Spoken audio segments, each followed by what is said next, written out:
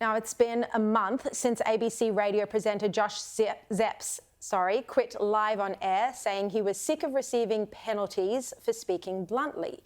Zepps made the shock announcement on ABC Radio Sydney afternoons. Since then, he's expanded his podcast, Uncomfortable Conversations, to video, hit 3 million downloads, and in March, he's going to be touring the country with British author and columnist Douglas Murray. I'm pleased to say Josh joins me in studio now. Thank you so much for your time, and congratulations on your podcast. Thanks a lot. Look, I listened to your Israel-Gaza podcast, 90 minutes, last night.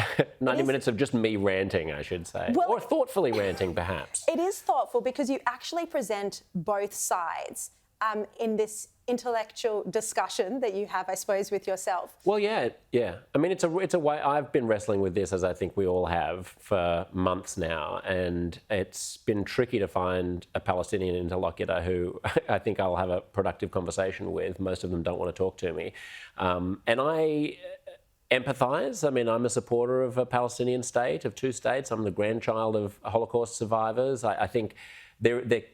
For a start, I disagree with you that we should be trying to get Instagram to cancel people. I don't think we should be getting book publishers to sever their ties with any of the people who you were just talking about. I think we live in a big, rambunctious, boisterous society. I want to have as many dissenting opinions, even if they bump up against things that occur that land for me as being hateful.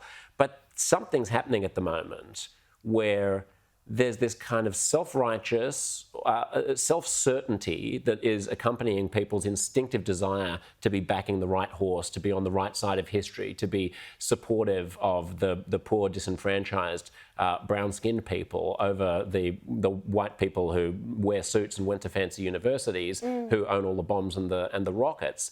And it's doing our heads in. And I mean, as you alluded to earlier in the clip that you played from my podcast, Uncomfortable Conversations, these are the same people who are sort of talking on and on about Zionism, about how Zionists have a bloodlust for babies, about how Zionists hide behind their pretense of not being white, but they're actually the whitest people in the world because they're colonialists. Even just the phrase "from the river to the sea," or the wearing of a Palestinian scarf or a Palestinian lapel pin, or the signing of a document that 3,200 of my colleagues in the arts signed, saying, that they want to take a Solidarity Day of action in sympathy for Palestine. The fact that they're not aware that the context of that can be different from the one that they see is terrifying to me. I don't think these people are anti-Semites. I don't think they want to whip up hatred of Jews. I've had some of these people on my podcast. I've had some of these people over to my place for dinner, but something's happening in the way that social media is interacting with, I suppose, the fairly woolly-headed, university-educated, cultural, racial, gender theories graduates who are coming out. I'm going to ask you another question, Josh, because otherwise you're going to talk for 90 minutes. I will talk for 90 minutes. You will. Without another guest on your show, without a pause in your tape. That's what you did on the podcast, and I listened to it because it was excellent.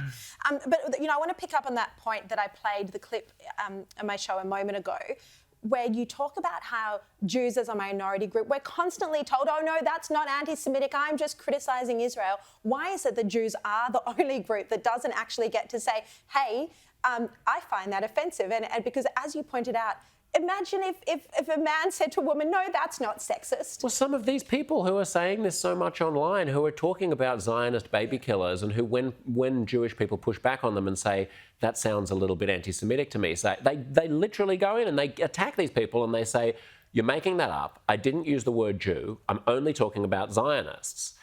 Well, hang on. I thought the whole social justice reckoning of the past 10 to 15 years was that I, as a man, don't get to tell you as a woman that what I said wasn't sexist. I thought the whole point was listen to the minority.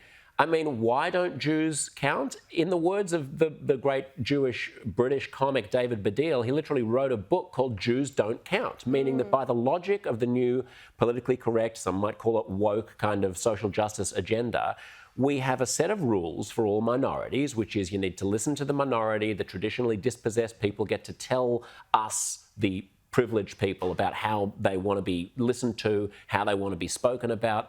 Those rules don't apply to Jews. Now, some people say, well, I mean, Jews are doing fine, Jews are doing well. That's not a yardstick we use for anyone else. That's not a yardstick we use towards people from South Asia. Hindus in America earn more than white Americans do, but we don't use that as a reason to say that racism against South Asians isn't real. We don't say, oh, you've got lots of money. And how quickly can that money be taken away from you when, there's anti-Semitism in the air? Like, it doesn't make any sense. And yet this is a minority that is currently... There is just a massive blind spot around the conversation that is taking place.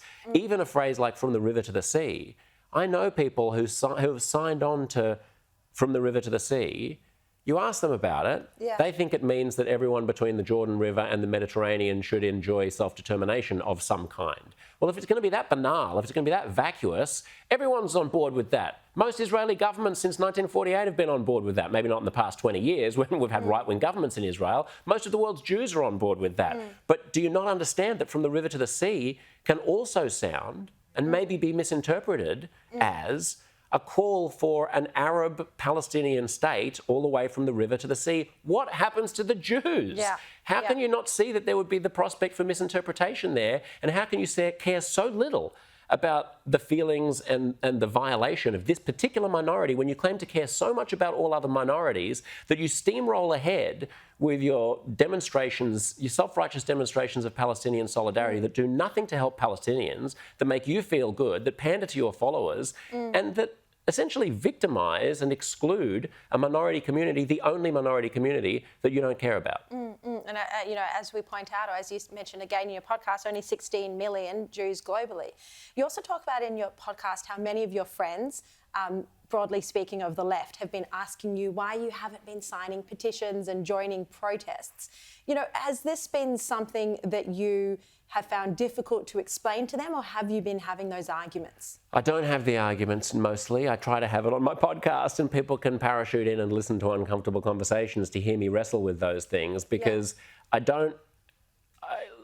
would love to live in a country where we're able to have conversations. Obviously, I try to explain my point of view, but there's so much that is unknown by a lot of these people. I will sit down and I will listen to a Palestinian refugee's story all day, and I will listen to a Jew's story all day.